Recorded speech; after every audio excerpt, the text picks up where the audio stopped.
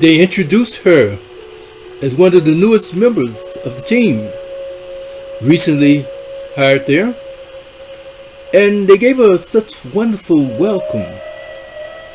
She was wondering what's going on, what's wrong.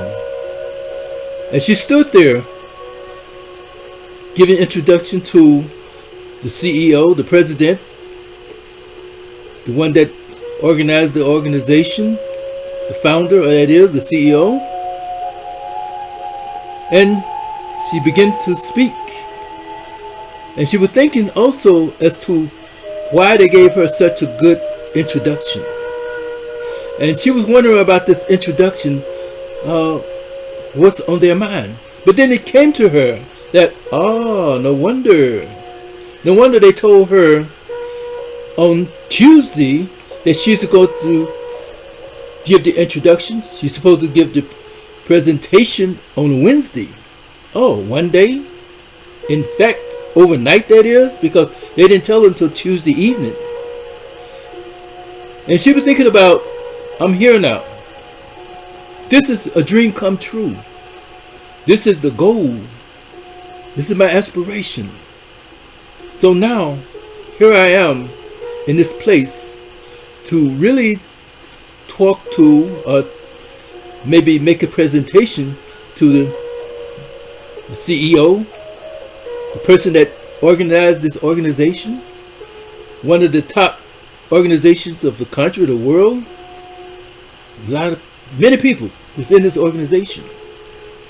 Now, she's thinking about all of the years of studying, the sacrifices she made. She think about after school, going through the trials and tribulations, the sacrifices, that would say. After school, she went to volunteer.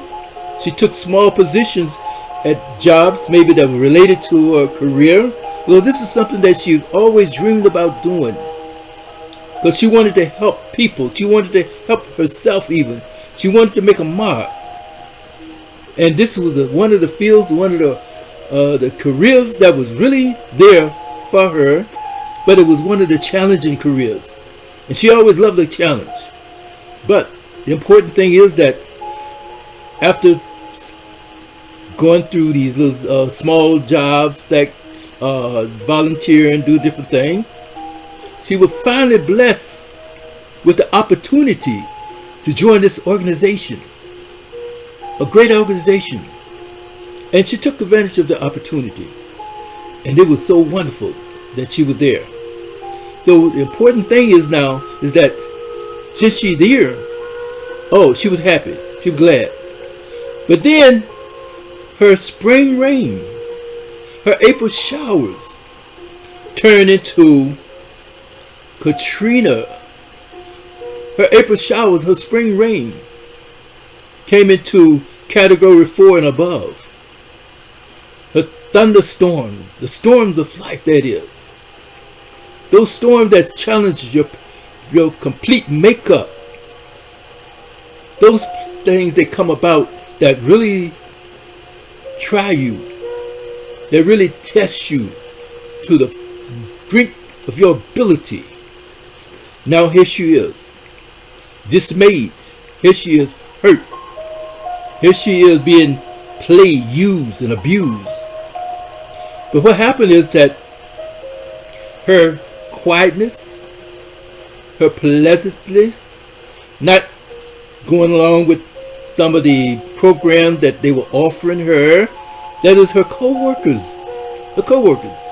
Because her co-workers were mostly made up of male, and they had been there for a while. She didn't realize understand to know that they had an attitude situation going. They had a mental block towards her as a female. And by them being there for so long, they thought they had everything all tied up. Everything's in control, and they control whoever will come in. But they couldn't control her because she wasn't a fighter. They just didn't want her there at all. So every time she got ready to do a presentation, every time she was given the opportunity to speak, they were always complaining. Oh, we don't understand what you're saying. But all of their complaints were not really complaints where it would go to the head office. Their complaining was not that the complaints that would get them into trouble. Those complaints were like, well, you're not good enough for us. The complaint was that they abandoned her. They disappointed in her. They just didn't want her there. So now she was disillusioned. She was disappointed. She was hurt. She was so hurt that she was thinking about giving up. But as she thought about giving up, she also thought about the trials and the tribulation, the time that she had to sacrifice for her studies. She had to sacrifice of the finances it would cost to educate her. She had to think about all of the trials and tribulation that she had to go through. But then it was a joy, it was a peace, and it was a gladness in her getting the experience in some of the smaller jobs, smaller places and positions that she worked in. But now her dream come true, to be in the place that she really, really wanted to be so she could advance herself. So now, the attitude, the bitterness that came at her, the disillusion that came at her. She don't know to take friends or not. Even the so-called friends were just like the peace in a storm. How we call it, the eye of the storm, where there's a false peace, there's false quietness. And that's what it was. Watch out for the backside, because those are the ones that with the knife in the hand getting ready to stab you in the back. The so-called friends, which are not really friends. So she got to watch for everything. So she was talking to some of her friends, her other friends outside the job, that about what was going on, about how sad she was, how bad things were on the job. So most of her friends gave her the encouragement, well, you come this far, carry on, you're going to be all right. So then one friend told her, made a suggestion to her, that in a storm, you learn about the storm. You study the storm, so that when the storms come up again, you know how to retreat. You know how to take shelter.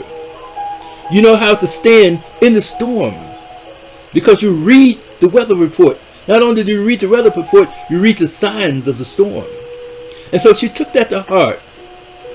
She took that to heart to now to study them, because there were a few people there, and each one maybe brought something to the table, their experience, their skill, their specialty, and each one had something going for themselves. So the suggestion was, keep learning, keep studying them, know their weaknesses, know their strength, copy them if necessary. And she did. And she did. So as she copied them, don't tell anybody about what's going on or what you're doing. It's none of their business. So keep things sometime to yourself. And she noticed that this is why a lot of time people get into trouble by telling other people about their plans, the plan of action. If you've never been into the trench, if you've never been into the foxhole or on the battlefield, then you might be weary or might be apt to talk a little bit too much about the plan of action. But sometimes it just doesn't pay to tell anybody about the plan of action. So she studied them. She learned from them. And not only that, she also learned about the organization. She also learned a little bit more about the career that she's into. Okay, so she had the book learning. She had a few experiences in the small jobs, but now she's on the main line. She's on the this is it. Give or take, how you call it, do or die type thing, situation. So now she's at that place of wanting to give up, but she's holding on. She's learning, she's studying. She knows the ins and outs of this organization now. What can make the organization better? What can make it stronger? What can make it successful? Where are some of the pitfalls and the downfalls of this organization? So she's studying this, and she's taking notes of those that were going against her. She's studying them. She's studying their behavior. She's studying how they move, their presentation, all that stuff. So now, one day, she understands that the person that organized the whole operation, the whole organization that founded it, is coming there for a visit. And not only that, he's bringing some general managers from other units to come there to be with him. It's like a big meeting or something, right? So they tells her that, oh, you're doing the presentation tomorrow. Here it is, Tuesday. The meeting is Wednesday. And she's like, oh, you know what I mean? Preparation. But she don't tell them anything. So she accepts. She have to accept because evidently it's Tuesday evening. Almost time to go home. And then here come Wednesday. Time for the meeting. But they don't understand and realize that, wow, what is this? Is this an opportunity or what? Is this a time to dance in the storm? No. Hold fast. Hold fast your humility. Hold fast your peace. Hold fast your confidence.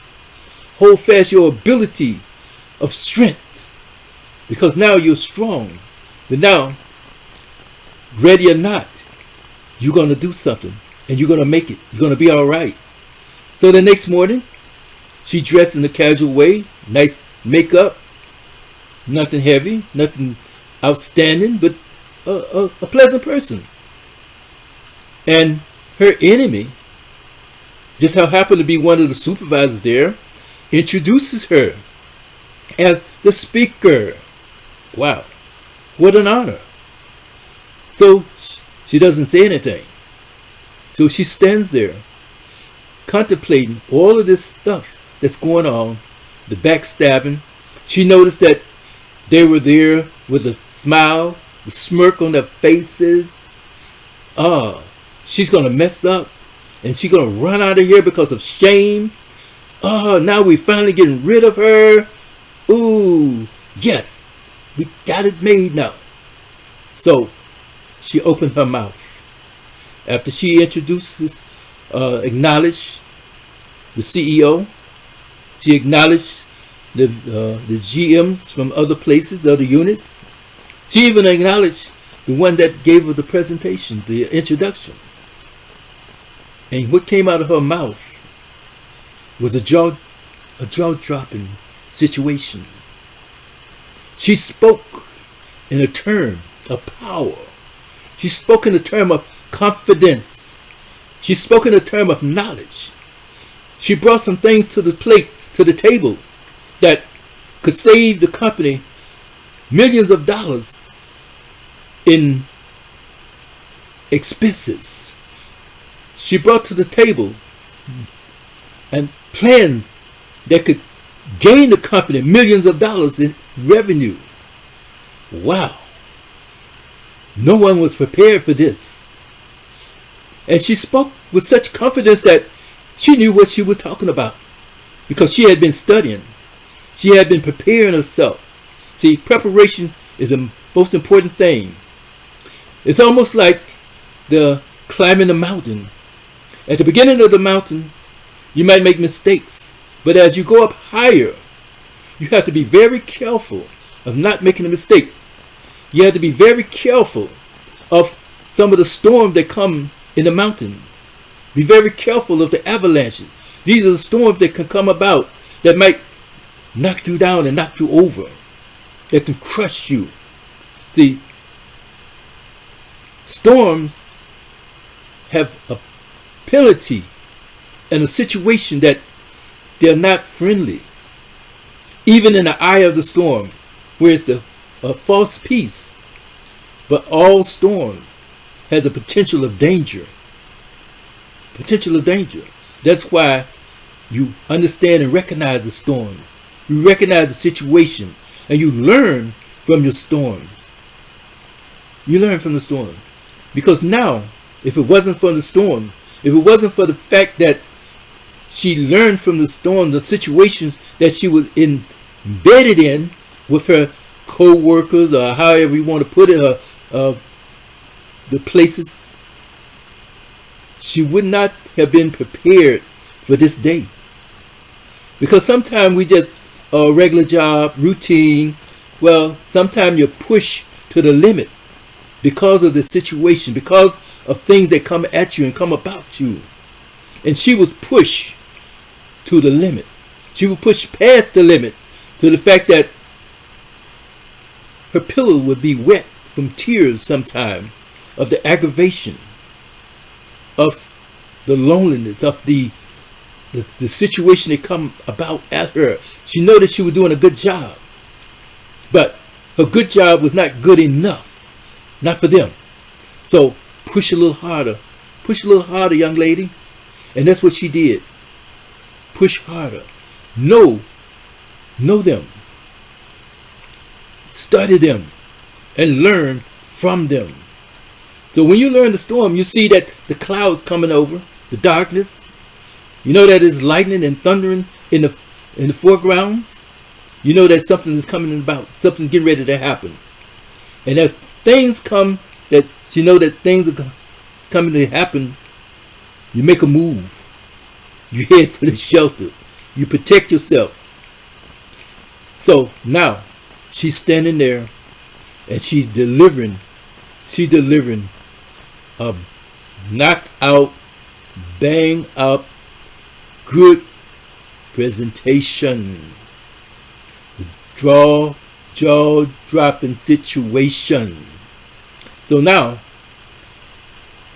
she goes back to her seat. There's a quietness. No one said anything because it was unexpected for them. She didn't run out of there in shame as they thought that she was. She didn't make the mistakes that they thought that she was going to make. And the CEO was there, and he passes a note to his secretary. But first, before the secretary gave her the note, she wrote something down on her presentation, her speech, her notes that she did. And what she wrote down was like, okay, the ninth inning, 2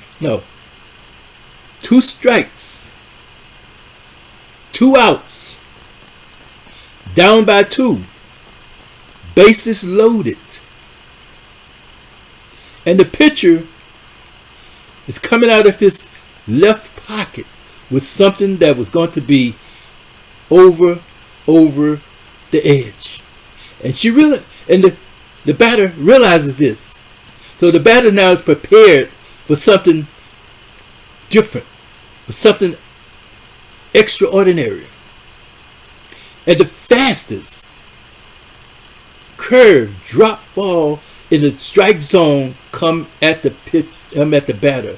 That was so fast and so hard that, wow. So it's now or never. 2 strikes, 2 outs, bases loaded, down by 2. And guess what? Line drive over the center wall. The center field wall. Yeah. Home run. And that's what she wrote down. Home run. Not in being prideful, not in say, well, I got it this time, all this sort of stuff. No. She was humble about it all the way down to the end. But then the secretary handed her the note. And the note reads, 8 o'clock tomorrow, headquarters.